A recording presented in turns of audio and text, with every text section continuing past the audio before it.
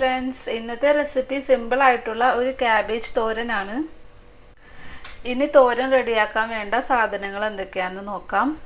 3 cup cabbage, 1/2 teaspoon മഞ്ഞൾപ്പൊടി, 1 teaspoon കടുക്, 1/2 cup തേങ്ങ, കുറച്ചധികം കറിവേപ്പില എടുത്തിട്ടുണ്ട്.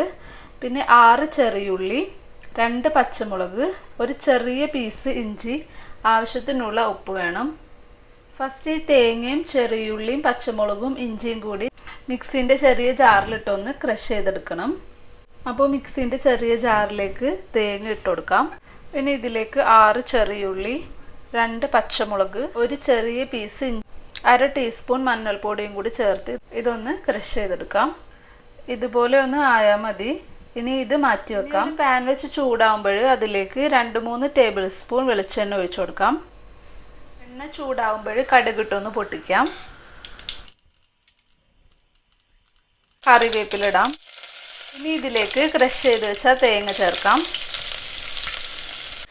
ഇതൊന്ന് മൂപ്പിച്ചെടുക്കണം.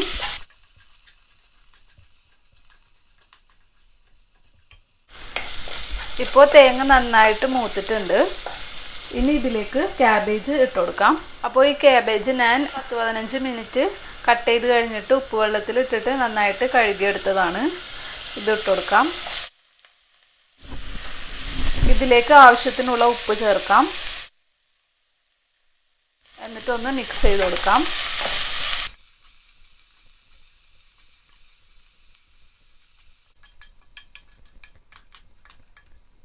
ഇനി ഇത് അടച്ചു വെച്ചിട്ടൊന്ന് വേവിച്ചെടുക്കാം. ഇതൊരു ലോ ടു മീഡിയം ഫ്ലെയിമിൽ വെച്ചിട്ടൊന്ന് വേവിച്ചെടുക്കാം.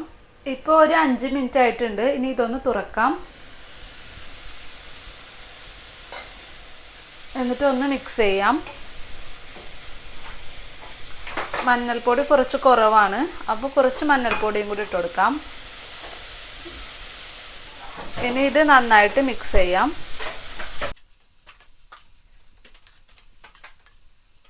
ഇനി ഇത് തുറന്ന് വെച്ചിട്ടൊന്ന് മിക്സ് ചെയ്തിട്ട് ഡ്രൈ ആക്കി എടുക്കാം.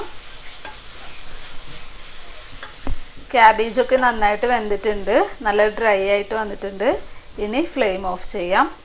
മൊത്തത്തിൽ 1 ടീസ്പൂൺ മഞ്ഞൾപ്പൊടി ചേർത്തിട്ടുണ്ട്. ക്യാബേജ് തോരൻ റെഡി ആയിട്ടുണ്ട്. ഇത് നിങ്ങൾക്ക് ഇഷ്ടമായെന്ന് വിചാരിക്കുന്നു. വീഡിയോ ഇഷ്ടമായെങ്കിൽ ലൈക്ക് ചെയ്യാൻ മറക്കരുത്. അപ്പോൾ അടുത്ത നല്ലൊരു റെസിപ്പി ആയിട്ട് വരുന്നവരെയും ബൈ.